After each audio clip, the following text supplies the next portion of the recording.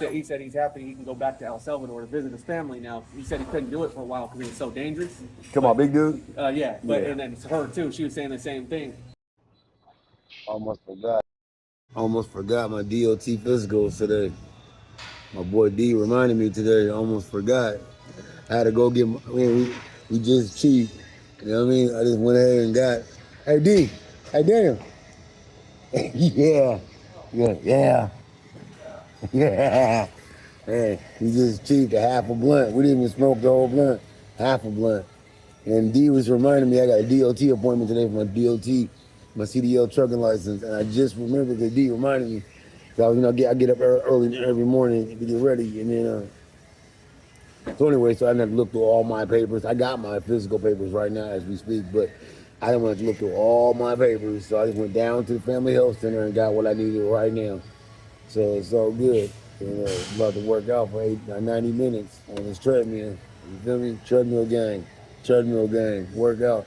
So new goals since boxing's over with. No more boxing. I will never step foot in the ring again. I just wanted to show what it could have been if I had my life right.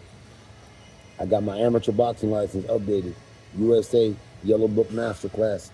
Once again, through Candy Lopez, who coached the Olympic boxing team in 2000. Compliments of my boy D and my father figure and trainer Sergio Sanchez. Signed off on my boxing amateur license. Who coached the Olympic team in 2000. These are 100% true facts. 100% true facts on my daddy's soul. When I was 44 years old, 2024. 2025, January or February, I became a pro through the California State Athletic Commission, Sacramento. Leap Homer signed off on my pro license, my federal combat ID. Everybody who fights has to have a federal ID. I have a federal ID through the California State Athletic Commission, Sacramento, Northern California. And had a few social media fights lined up, and Salt Poppy keeps running from me. And everybody else from Breakout, their superstar Troy Ingram, who's been recently losing, I heard, he didn't want to fight me either. He challenged me, and then when he found out I wasn't playing, and we took care of the whole promotion, so where he had no excuse not to show up, he still didn't show up. And we took care of the whole promotion after he challenged me first. And we gave him $40 to get to the bus, to jump on the Amtrak, to take a 48-hour drive to the Bay Area to come see Tiger at Worlds Collide.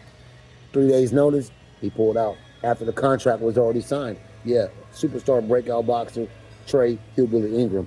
I got respect for him, but he challenged me. So as far as fighting is concerned, we know where he stands. You feel me? Now, maybe the man's cool, but the fighter, I'd have tore him up. So anyway, we move forward. Salt Poppy's still scared. Nobody from Misfits Boxing wants to see me with the gloves on. You know what I mean? You know what I'm saying? Because they know that we're all power, man. You know what I'm saying? I don't need no money, and I don't need to be on Misfits. I'll fight you at my gym. You feel me?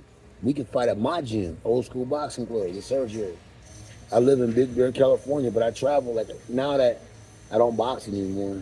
You feel me? I travel once a month to the Bay Area to go visit Sergio at 660 Parker Road, Fairfield, California, Old School Boxing Club. But I stay in Big Bear, California.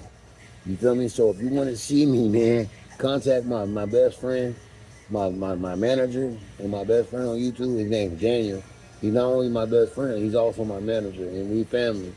And if you want to see me with the gloves on, 10-ounce gloves, under the Marcus of Queensberry rules, man, then DM my boy D on X or leave a comment on YouTube, and then I'll knock you out.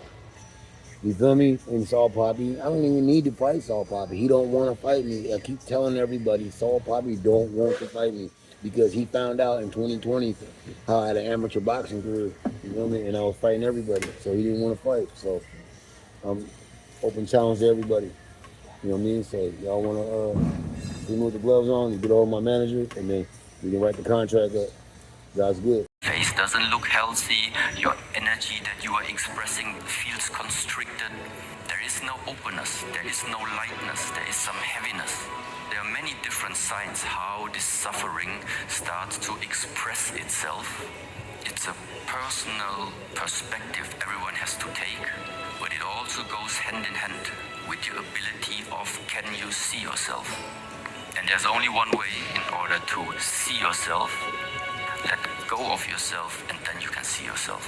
Without judgment, just see yourself. Look yourself in the mirror. This is a nice practice. Yeah, next time you're drunk or anything like this, stand in front of the mirror, look at you for 5 minutes or 10 minutes. You can also do it without alcohol. And then look deep inside. Not only inside, also look at your skin. Look at the scars in the face, look at the scars on the body. There is something about the expression, everything about you. There's a story behind it. Nothing on your body is there by coincidence. Looking at yourself and reading the history about yourself is something many people cannot do. And in Buddhist teaching, there's a nice saying. There are 3 things that can never be hidden: the sun, the moon, the truth. Whatever you have done in this lifetime, consciously or unconsciously, it's better to know of what has been done. Then you know who you are, and you know what to adjust in order for you to move on into the future. If there are still too many things of the past inside of you that you don't even know about, what have you done? Things that are unresolved, is difficult to move on. The only way to move on is to unknot all the connections that you have established in the past. Unknotting all the karmic relations that you have established, consciously or unconsciously. It's not an easy thing to do. What do you mean by let go?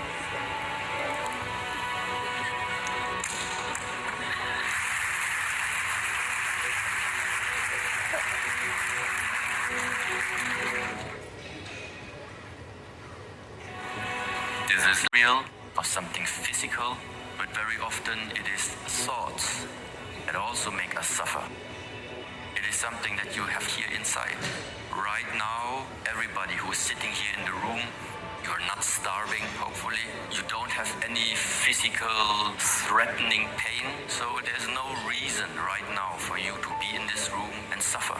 But it's absolutely possible that you're sitting there and inside your mind you're still thinking about, let's say, the fight that you had yesterday with your partner, the conflicts, the arguments that yesterday you had, and then he said that, and I said that, and then whatever. Well, that means then it's possible that you're suffering, but you're suffering because of thinking. You're suffering because of something immaterial, of something that doesn't even you cannot grasp it. And then I tell you, just let go. Just forget about what happened yesterday. Come back to the presence. The presence is right now here in the room. If you are able to do this, suffering gone. But it's not easy to do it, which is why it needs to be practiced. To let go of the thoughts. In all these 41 years, I was in contact with many different traditions, philosophies, teachings, and I think many of them have their place. But the only thing until today that remains true for me, which is, if I have to tell you something, the last thing about the teaching is not coming from me, but I get into an understanding. Why is there the saying, with our thoughts we create the world? This is the ultimate. That is the ultimate truth. With your thoughts you are creating the world. There is something about the mind, beyond all physical activities, beyond all the attractiveness, whatever it is. The objective in this lifetime is get an understanding. What is this thinking mind, awareness, consciousness? What is it?